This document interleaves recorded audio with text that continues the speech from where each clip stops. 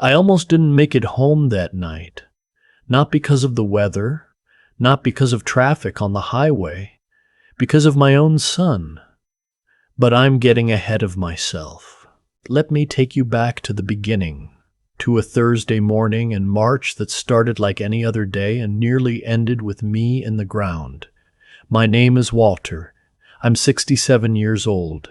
I spent 31 years as a high school principal in Columbus, Ohio. I raised 2 children, mostly on my own after my wife, Diane, passed from ovarian cancer 11 years ago. I drove a modest car. I kept a modest house. And I believed, with everything in me, that I had done right by my family. That Thursday morning, I was sitting at my kitchen table with a cup of coffee and the newspaper. Yes, I still read an actual newspaper when my son called.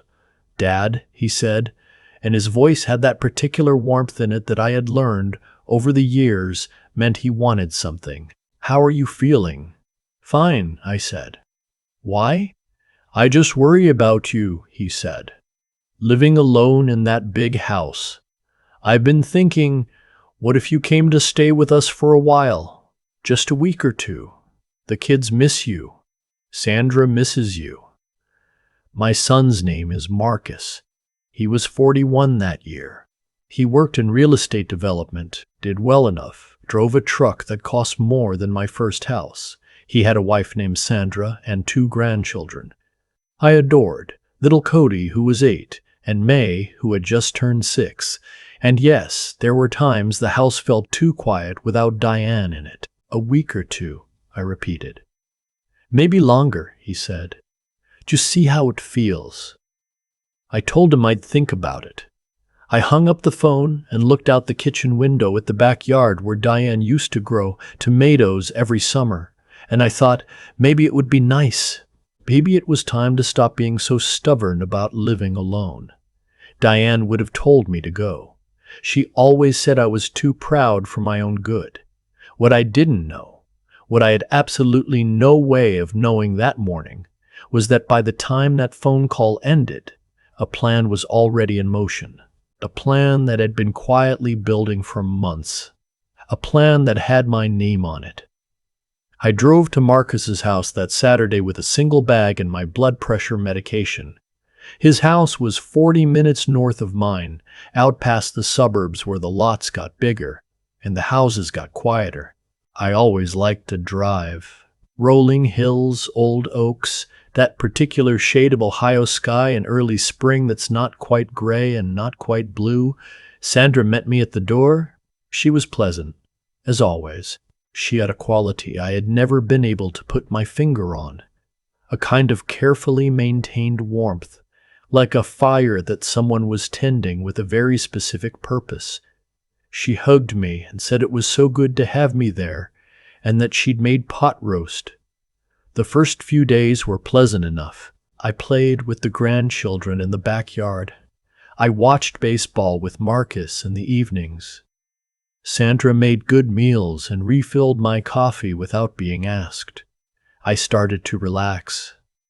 On the 4th day, Marcus sat down across from me at the breakfast table and slid a folder across to me.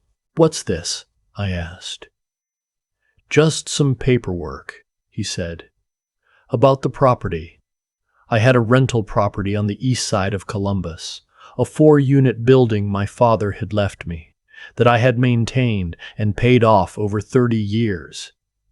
It was worth a good amount now. I had always told Marcus it would go to him and his sister Patricia equally when I was gone.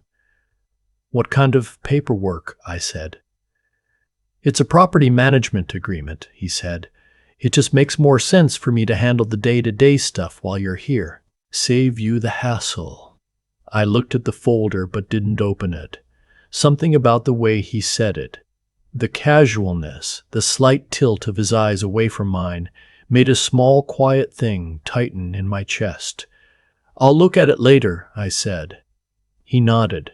"Sure." No rush. But there was something in the way he picked up his coffee cup after that, a small release of tension in his shoulders that I stored away without quite knowing why. That evening, I called Patricia.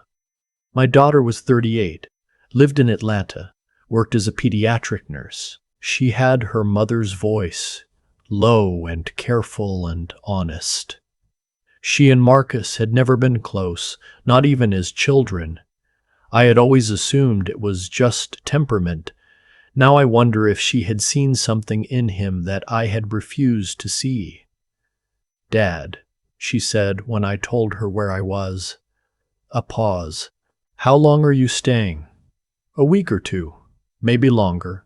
"Why?" Another pause. "Has he talked to you about the building?" I felt that tightening again. "He showed me some paperwork today. Said it was a management agreement." "Dad." Her voice went quiet in a way that made me sit up straight. "Don't sign anything, please. I'm serious."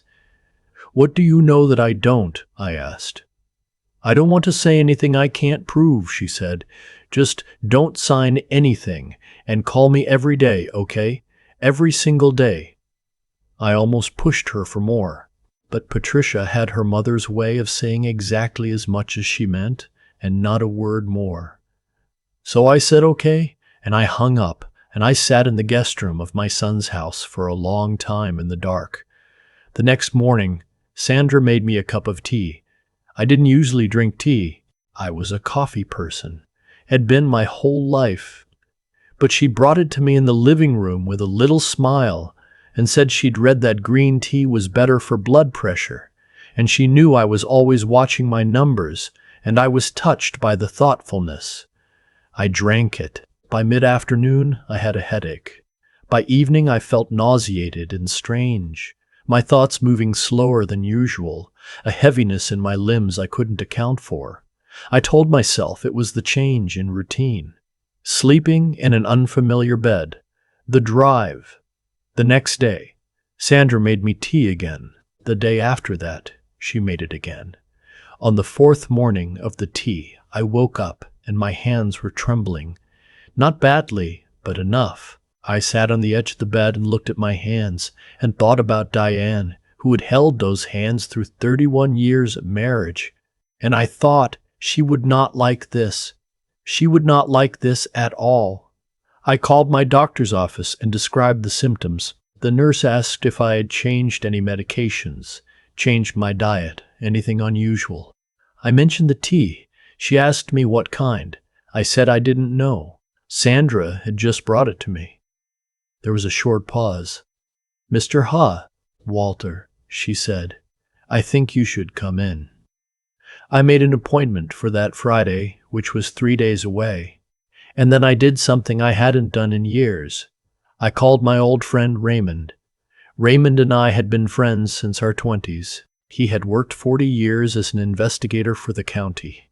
He was retired now, living out in Marysville, but he still had contacts everywhere and a mind like a filing cabinet that never forgot anything. I told him what was happening, the paperwork, Patricia's warning, the tea, the trembling hands. Raymond was quiet for a long time. "Walt," he said finally, "I want you to do something for me. Tonight, before she makes you another cup of anything, find that tea. Get me the name off the package. Take a picture of it and send it to me." "You think," I started. "I don't think anything yet," he said. "Just send me the picture."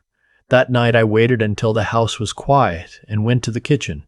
I found the tea in the cabinet above the coffee maker, a small plain tin with no brand on it, just a handwritten label in Sandra's neat cursive. I photographed it and sent it to Raymond. He called me back in 20 minutes. "Walt," he said, and his voice was different, slower, the way it got when he was being very careful. "I need you to not drink anything else in that house. Nothing. Water from the tap only, directly from the faucet yourself. And I need you to call me tomorrow morning." "Raymond." "Just trust me," he said. "Can you do that?" "Yes," I said. "Good." A pause. "I love you, brother. You're going to be okay." I did not sleep that night. The next morning Raymond called before I was even out of bed. He told me he had sent the photo to someone he trusted, a former colleague who worked with the county health department. The tea tin contained something it had no business containing.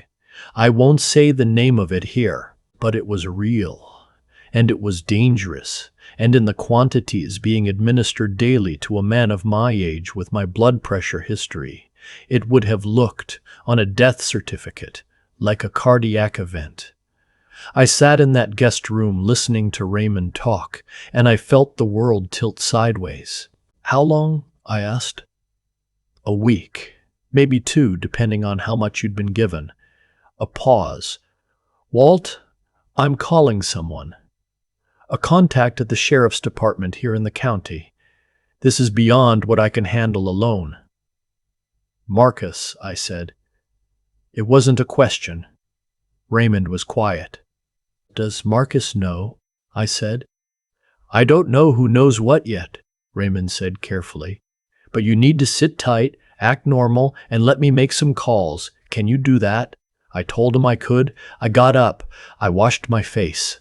I went downstairs and sat at the kitchen table while Sandra made breakfast and Marcus read something on his phone. And I drank water directly from the tap and watched my son over the rim of the glass and tried to remember the boy I had taught to ride a bike in the driveway of our house on Clover Street. The boy who had cried at his mother's funeral and held my hand during the graveside prayer. And I tried to understand how that boy had become this man sitting across from me now. I couldn't. By noon, Raymond called back. He had spoken to a detective he trusted. They wanted to move quickly but carefully. They needed me to stay in the house one more night while they arranged things and gathered what they needed. They would come the following morning. It was the longest afternoon of my life. Marcus asked me at dinner if I'd had a chance to look at the property paperwork. "Not yet," I said. "I've been a little tired." He nodded sympathetically. "Of course. No rush, Dad. We just want to take care of you." Sandra refilled my water glass and smiled at me, and I smiled back and thought about Diane, who had always said that the greatest gift she had given our children was teaching them right from wrong. She had believed that with her whole heart.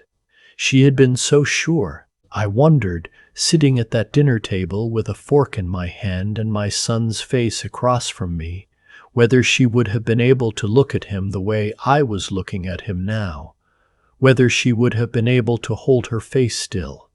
I thought probably she would have. She was always stronger than me.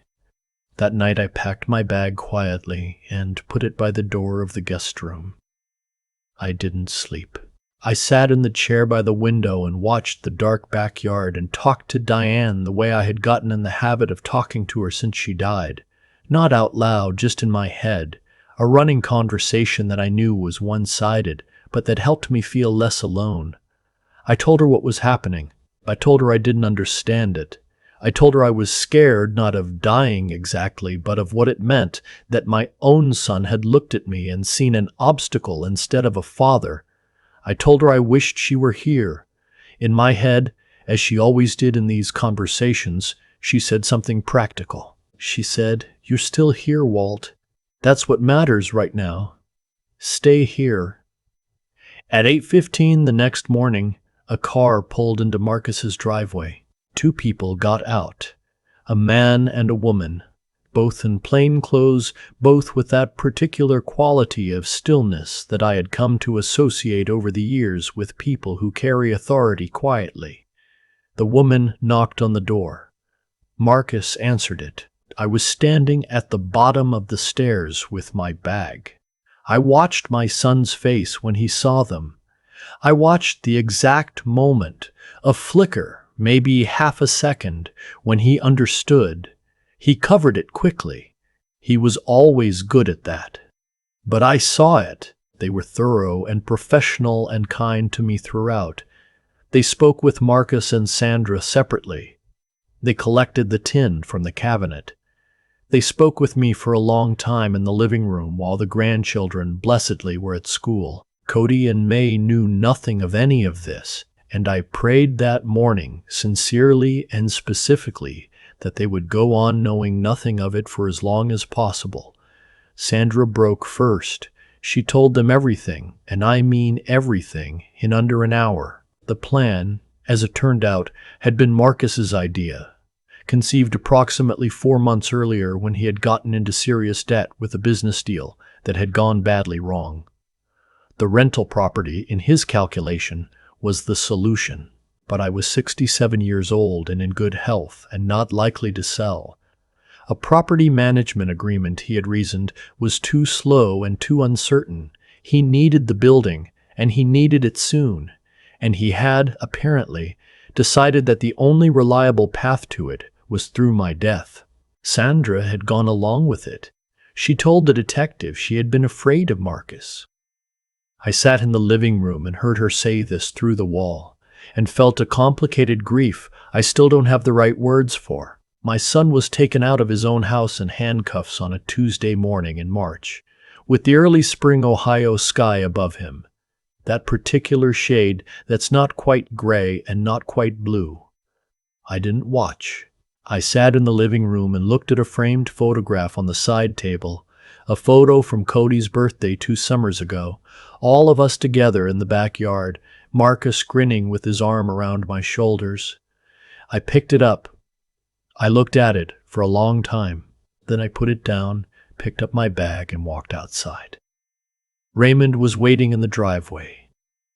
He had driven 40 minutes that morning without being asked. He was leaning against his car with his arms folded, and when he saw me, he opened his arms and I walked into them, and we stood in my son's driveway like 2 old men who had known each other long enough to not need to say very much.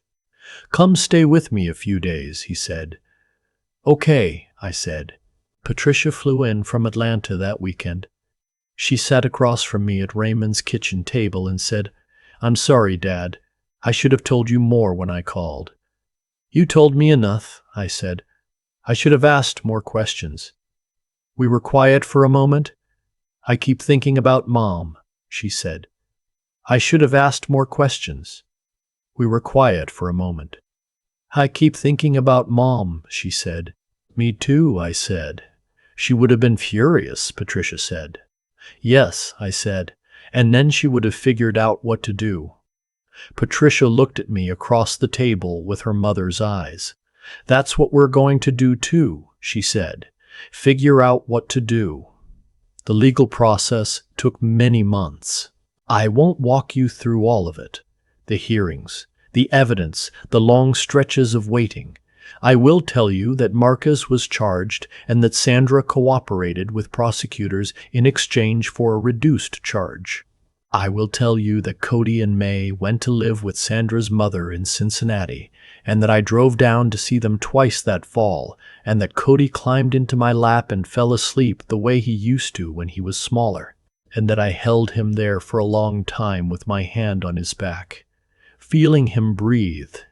I will tell you that I did not sell the rental property. I kept it. I still own it. Patricia helps me manage it now, and we split the income. And once a month we have a long phone call where we talk about the tenants and the maintenance and whatever else is going on in our lives, and those calls are one of the best things in my week. I will tell you that I moved my kitchen chair to face the backyard window, the way Diane's did, so I can see the sky while I drink my coffee in the morning. And I will tell you this because I think it is the most important thing I learned from any of this, and I want you to hear it clearly. Love does not scheme. Love does not calculate. Love does not look at a person they were supposed to protect and quietly begin to measure what they're worth. The people who would have mourned me are the ones who were there when it was over. Raymond in the driveway, Patricia at the kitchen table, Cody asleep in my lap. Not blood, necessarily. Not title or role, just people who showed up and told the truth and stayed. Pay attention to who those people are in your life. Pay attention to who shows up quietly and who shows up loudly. Pay attention to who asks what you need and who asks what you have. Pay attention to the small things. A folder slid across a table, a cup of tea you didn't ask for, a warmth that always seems to arrive right before a request. Pay attention. I'm 67 years old. I still live in my house in Columbus. The tomatoes in the backyard are mine now. I planted them myself last May, first time I'd ever tried, and they were not as good as Diane's. But they were something. Cody helped me weed the garden on a Saturday in July and told me, with the authority of an 8-year-old who has watched too many cooking shows, that I needed better soil. He is not wrong. We are going to try again this spring. I talk to Diane at night sometimes, still. I tell her about the garden and about Patricia and about the grandchildren. I tell her I'm okay. I tell her I'm paying attention. I like to think she's listening.